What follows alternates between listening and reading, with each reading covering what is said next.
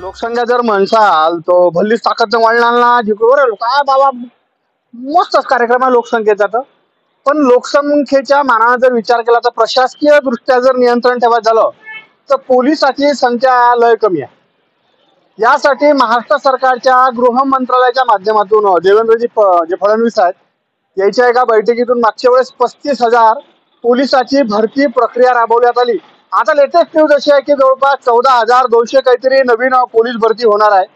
तर या पोलीस भरतीबद्दल जे पोलीस भरतीसाठी जे काही विद्यार्थी अभ्यास करतात त्याच्या काय प्रतिक्रिया ते आपण जाणून घेऊ. राज्यातल्या पोलीस दलाला अधिक सक्षम करण्यासाठी गृहमंत्री देवेंद्र फडणवीस यांनी अनेक पावलं उचलली आहेत. त्यातील महत्त्वाचं पाऊल म्हणजे यावर्षी राज्यात 14,294 पदांची भरती करण्याचा निर्णय घेतलाय. राज्यातील बेरोजगार तरुणांची संख्या आणि पोलीस दलातील मनुष्यबळाची कमतरता हे पाहता महायुती सरकारनं पोलीस भरती करण्याचा निर्णय घेतलाय. राज्यातील प्रत्येक जिल्ह्यात पात्र युवकांना पोलीस भरतीमध्ये सामावून घेतले गेल्याने अनेक होतकरू तरुणांना रोजगार मिळालाय. त्यांच्या घराच्या आर्थिक उन्नतीचा मार्ग मोकळा झालाय आणि शासनाला शिक्षित मनुष्यबळ मिळाले. तर माझ्यासोबत परतवाड्यातल्या राष्ट्रमाता जिजाऊ राष्ट्र निर्माण जी अकॅडमी आहे, रात्रंदिवस अभ्यास करावा लागते सर पोटे लागण्यासाठी. तर आता लवकरच 14,000 समथिंग काहीतरी जागा निघत आहे. तुमच्याजवळ पोटे लागले असतीलच. तर सरकारच्या निर्णयाकडे तुम्ही कसे कोण राहिले आणि काही मागच्या वेळेस वाचली असतील ते यावेळेस कोणत्या प्रकारचा सल्ला आहे सांगा जरा सर. सर, सरकारचा हा निर्णय चांगला आहे आणि विशेष म्हणजे कसं सरकार दरवर्षी मोठ्या संख्येनं पोलीस भरती काढत आहे. त्याच्यामुळे ग्रामीण भागातील, शहरी भागातील आणि विशेष म्हणजे गरजू गरीब मुलांची मोठ्या संख्येनं या क्षेत्रामध्ये आवड आहे आणि मोठ्या संख्येनं या क्षेत्रात म्हणजे रुजूही होत आहे.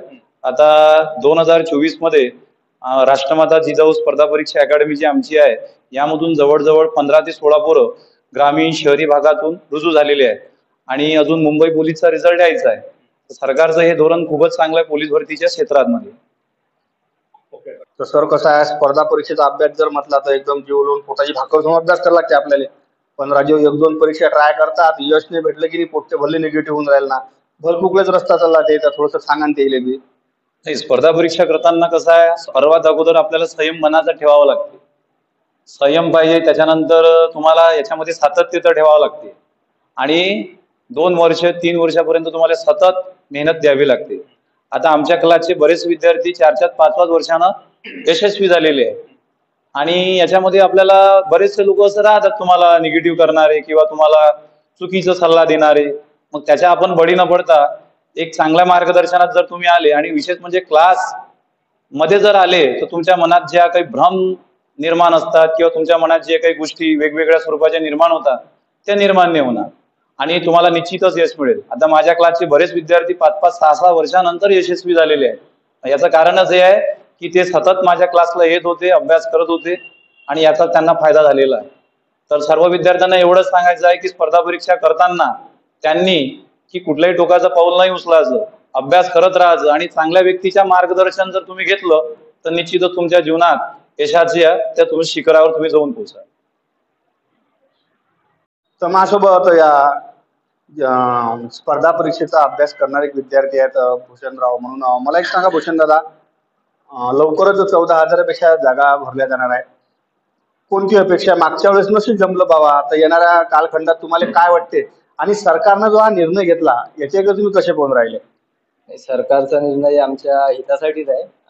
जेवढी आम्ही कॉम्पिटिटिव्ह एक्झाम देतो आता जवळपास महाराष्ट्र सरकारने आपले गृहमंत्री जे आहेत देवेंद्रजी फडणवीस यांनी मागच्या वेळी हजारोच्या पदां हे काढलेल्या जागा काढलेल्या आहेत आणि यावर्षी पण जवळपास तुम्ही सांगता त्या प्रकारे आता जागा निघणार आहे आणि आमची पूर्णपणे तयारी आहे.